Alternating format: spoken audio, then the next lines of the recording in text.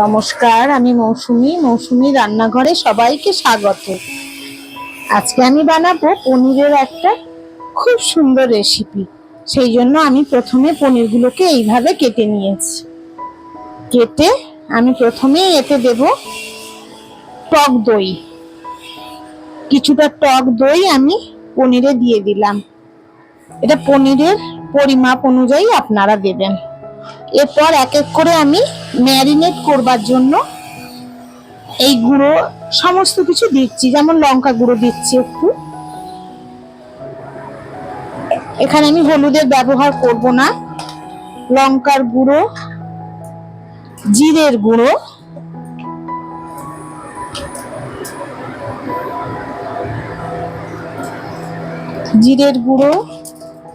দিচ্ছি গোলমরিচের গুঁড়ো,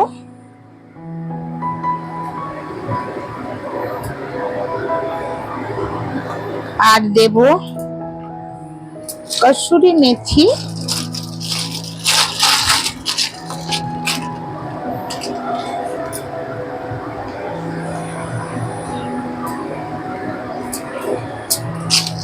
দেব গরম মশলার গুঁড়ো,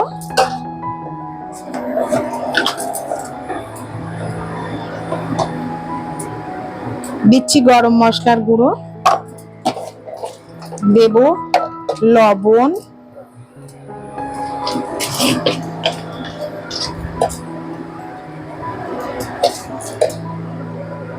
আর একটু চিনি দেব।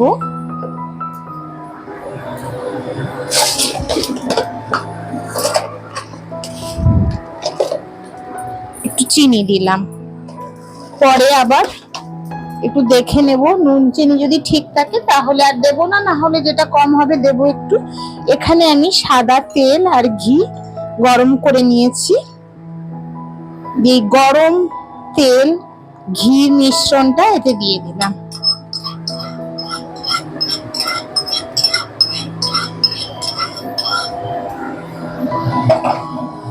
এবারে আমি এটাকে মাখিয়ে কিছুক্ষণ রেখে দেব, 15-20 মিনিট মতো। এটাকে ভালো করে মিশিয়ে নেব। তারপরে আমি রান্নাতে যাব।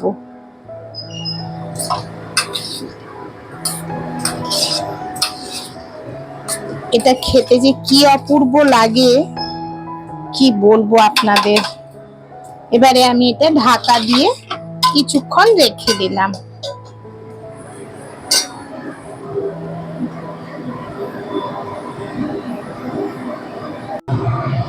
এবারে আমি কড়াটা বসিয়েছি। কড়াটা একটু গরম হোক। আমি কড়াতে আর কোনো তেল দেব না। এই ম্যারিনেট করা পনিরটা আমি তখন গোটা গরম মশলা দিতে ভুলিনি, আসলে হাতের কাছে ছিল না তাই দেয়া হয়নি। আমি এখন এই গরম মশলাটা এতে দিয়ে দিলাম, গোটা গরম মশলা, এলাচ, লবঙ্গ, দারচিনি আর গোটা গোলমরিচ কয়েকটা দিয়েছি। আপনারা ম্যারিনেট করার সময়ই দিয়ে দেবেন।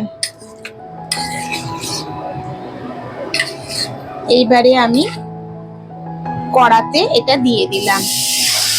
গ্যাসটা কমিয়ে নেব।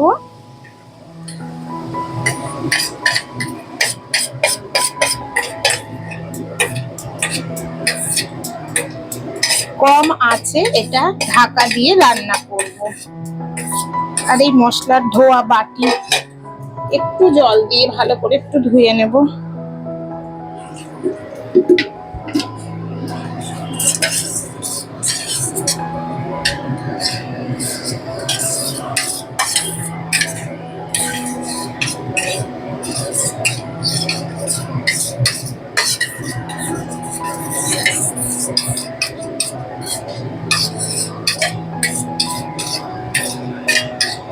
এই জলটুকু দিয়ে দিলাম।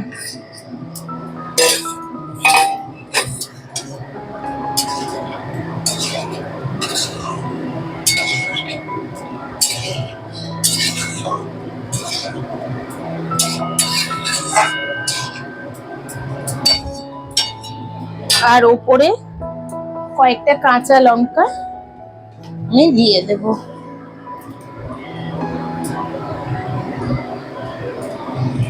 দিয়ে আমি ঢাকা দিয়ে দেব। এইভাবে কিছুক্ষণ রান্না করব।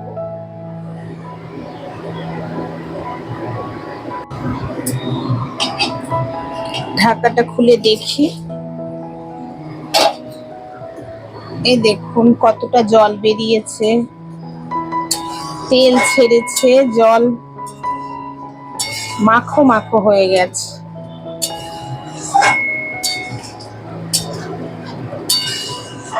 এবারে গ্রেভিটা আপনারা আপনাদের পছন্দ অনুযায়ী রাখবেন। আমি এখন একটু ধনেপাতা কুচনো এতে ছড়িয়ে দেব।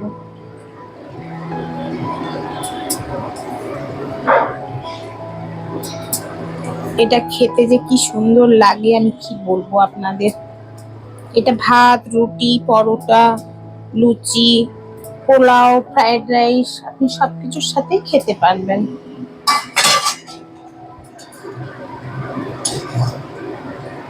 আমি এইরকম গ্রেভি অবস্থাতেই গ্যাসটা বন্ধ করব। বেশি শুকনো করব না, একটু গ্রেভি রাখবেন, কেননা বসে যাবে তো আবার।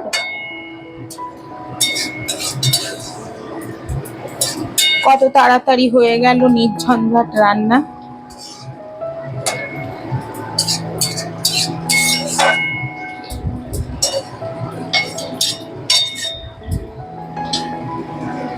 এবারে আমি গ্যাসটা বন্ধ করে